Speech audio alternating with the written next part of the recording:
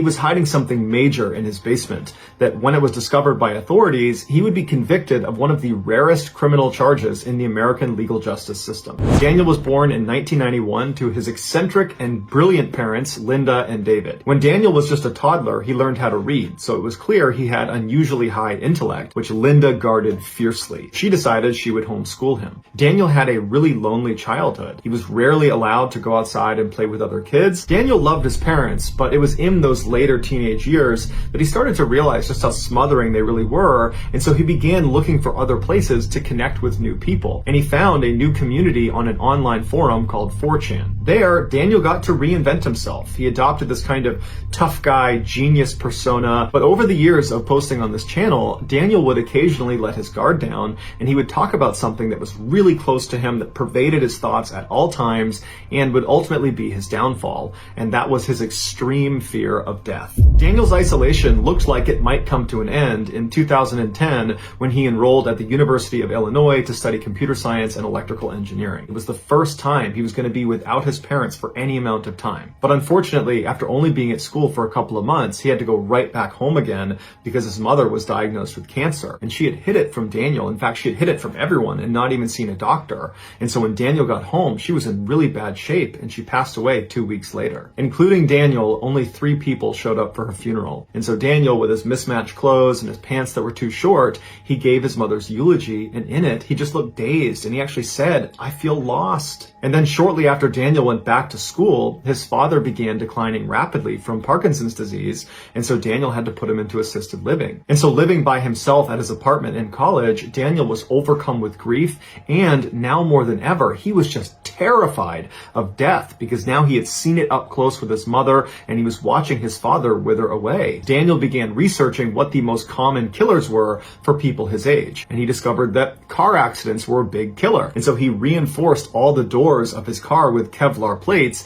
and anytime he drove it, he wore a Kevlar vest. Knowing that cancer was a big killer, he went out and removed every mole on his body as a preventative measure. But what Daniel viewed as the biggest threat to his life was a nuclear attack on the United States. Daniel believed the only way he could protect himself was to build a proper fallout shelter. And because his mother had left him a multi-million-dollar trust fund, he had the means to construct one. And so he left college and went back to his home. He went down into the basement and he began digging. Over the next 2 years, Daniel spent part of his time living at college, being a really good student, and the other half of his time was spent living at his family home, hiring different contractors to come in and dig out this massive labyrinth of tunnels underneath his property. But in 2012, his schoolwork and his tunnel work had to come to a complete stop because he got in trouble with the law. Professors at Daniel's school began reporting that somebody was sneaking into their office, hacking into their computer, and then sending these really inappropriate and embarrassing emails to everybody in their contact list, and then whoever it was that was hacking their computer was then supergluing their door shut. After several months of investigating, the police finally got a suspect when students on campus said, yeah, Daniel Beckwith is actually a prolific hacker. And so a detective went to Daniel's apartment to pay him a casual visit, but Daniel wasn't there. The detective looked down and saw a package that was sitting there that was addressed to S. Loomis Detweiler. The detective believed this could be an alias for Daniel Beckwith, and so he went back and they ran that name, and sure enough, it was connected to an online persona that had recently been bragging about breaking into their professors' offices and hacking into their emails. So the police used this information to attain a search warrant. They went back to Daniel's apartment. He wasn't there. They went inside and they're hit with just this ridiculous mess of an apartment with stacks of papers and books and wires and computer equipment and trash and old food containers. And there was just this dirty mattress sitting right in the middle of the apartment with no sheets on it. And in the back, on top of a mini fridge, was Daniel's laptop. It was open and it was unsecured, so they logged into it, cloned his hard drive, and left. And using the information that was contained on this hard drive, detectives were able to, without a doubt, connect Daniel to the vandalism and hacking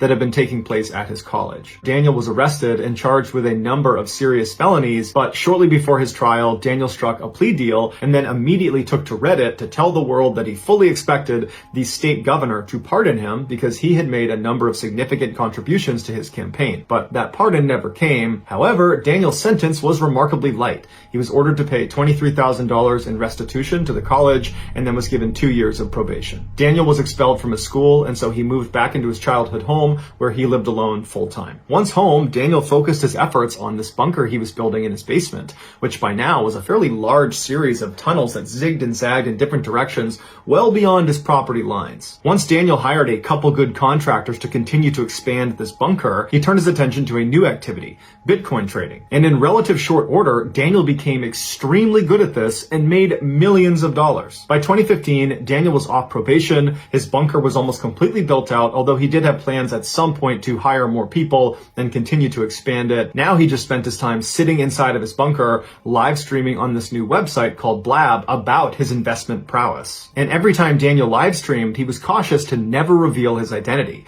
And so he used the username 3Alarm Lamp Scooter, and he wore a large fire protection hood over his face, and he used a voice changer. Within his small but avid following on Blab, there was one 19-year-old named Askia Kafra who completely idolized Daniel. Askia was from a middle-class home, and he was the son of immigrants from Trinidad. He also lived only 15 minutes away from Daniel, but he didn't know that because Daniel never gave up where he lived. He just told people he lived in some underground bunker in the middle of Virginia somewhere. Askia longed to be successful and rich. When he was 18 years old, he received a $100,000 settlement for a lead poisoning case, and he for a second got to live the life of someone rich and famous, and he blew it immediately on expensive dinners and rented Mercedes and BMW cars. And once the money was all gone, he was certain he could get it all back. And his big plan is he was going to build an app called Equity Shark, which is basically crowdfunding, but he didn't have any real money to fund this app. And so he and his business partner applied for a $100,000 grant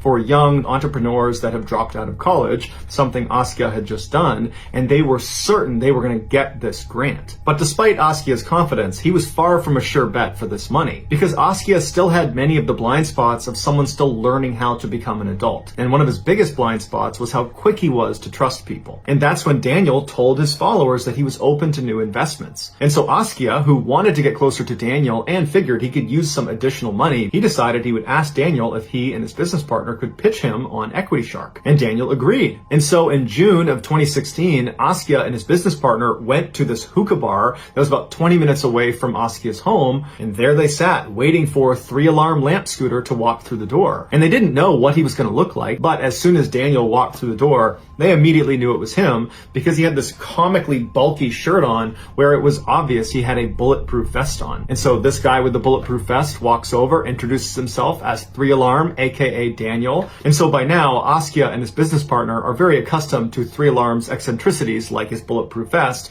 They just kind of overlook it and begin pitching him on Equity Shark. And they tell him that the success of the company, they believe, is hinged on this $100,000 grant that they explained they are certain to get. And at the end of the conversation, Daniel was convinced that not only were they going to get this $100,000 grant, but that Equity Shark seemed like a great investment. And so after a number of follow-on meetings, Daniel ultimately committed $5,000 to Equity Shark, and he told Askia that they would have to pay him back with the funds from the $100,000 grant, or if for some reason that didn't come through, Askia and his business partner would have to find another way to pay back Daniel. Shortly after they secured the $5,000, the manager of the $100,000 grant program called Askia and said, "Hey, you guys have made it to the second round of applicants. We need you to fly out to San Francisco and pitch your company to us." And so they're totally excited. They tell Daniel that everything's progressing exactly as they planned, and they fly out to the West Coast.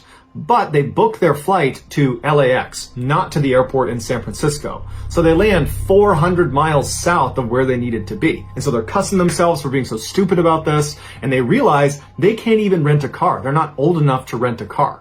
But they were old enough to rent a U-Haul. So they rent this huge U-Haul, and they start bombing up the coast towards San Francisco to make this meeting in time, but they plugged the wrong address into their GPS and did not go to the right building. They went in the opposite direction. And so by the time they finally got all the way back to the meeting place in San Francisco, it was too late, and the manager that was waiting for them was clearly upset about it and said, "Just go home, we'll be in touch by phone." Back home, Askia was totally embarrassed when he told Daniel about their botched trip, and he was convinced that they were not going to get the grant now. And so Askia began asking Daniel if he would give them more money. Daniel eventually said he would commit more money, but Askia picked up that he was really hesitant and just seemed not to be very interested in Equity Shark anymore. And so Askia, hoping to stay in Daniel's good graces and wanting to make sure he was confident in this investment, he said, "Hey, let me do something for you. I heard on one of the channels online that you're looking to expand some of the tunnels inside of your bunker. let me do that for you. Daniel, who was looking to expand his bunker, was eager to hire Askia,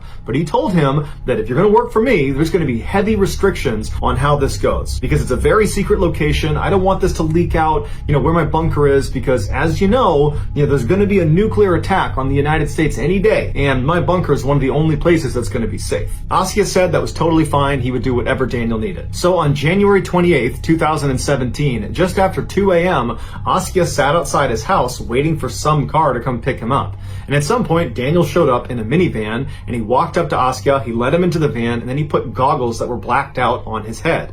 And then Daniel drove around in loops up on the highway and back around neighborhoods, giving the impression to Askia that they were actually going somewhere far outside of Maryland. And when they got to Daniel's house, Daniel made Askia keep the goggles on. Daniel got out and he led Askia by a string into the house. And once they got inside, they went down the stairs into the basement, where Daniel had intentionally created this unbelievable maze all over the basement floor with chicken wire and stacks of bikes and books and more junk that was designed so anybody who was working inside of the tunnels, that even once they came out of the exit, wouldn't even know how to get out of the basement. And finally, after bringing Askia all the way through this maze, he stopped him right in front of this hole in the ground that was the entrance into the underground tunnels. And at that point, he told Askia to remove his goggles. Daniel told him to hop down and take a look. So Askia hopped down and he's looking around and he's seeing these massive tunnel systems pushing out in all directions, and all of it is extremely well lit. And he couldn't believe what he was looking at. And he's looking at Daniel like, how far does this go? And Daniel said, it's huge. It was at this point that Daniel handed down to Askia a pickaxe, a shovel, and a hard hat.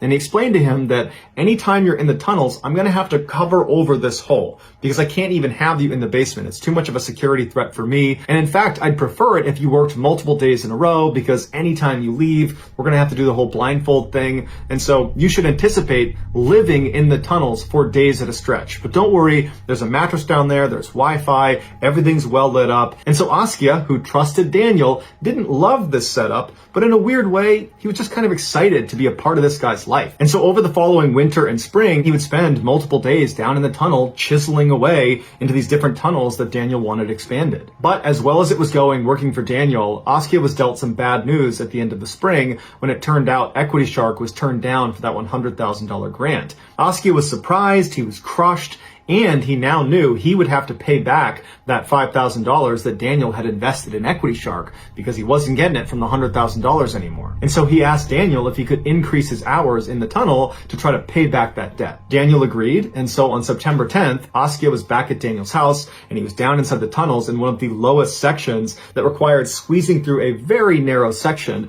That section made him really claustrophobic, but he had to do it. He needed to pay back the debt. And so later that day, the power in the tunnels suddenly went completely out. So it's pitch black. And so Daniel, who was upstairs, recognized it happened. And so he navigated through all the junk upstairs, came downstairs, navigated the maze all the way to the circuit breaker in the basement, and he flipped the switch and the power went on, but Daniel heard a loud buzzing sound coming from upstairs in the kitchen. And so worried that could be an electrical fire, he turned back off the circuit breaker, putting Askia back in total darkness. And as soon as he left the basement, he could smell smoke. And he turned around and looked down into the basement, and he could clearly see smoke was filling the basement. And so Daniel ran downstairs and he yelled out for Askia, and somewhere way down in the tunnels, he heard Askia yell out, "Hey dude, what's going on?" And Daniel's like, "Come on, you gotta get out of there." But he was totally overcome with smoke, and Daniel had to run back upstairs, ran outside, he caught his breath, and then he charged back into the house, down into the basement. But as soon as he got to the bottom of the stairs,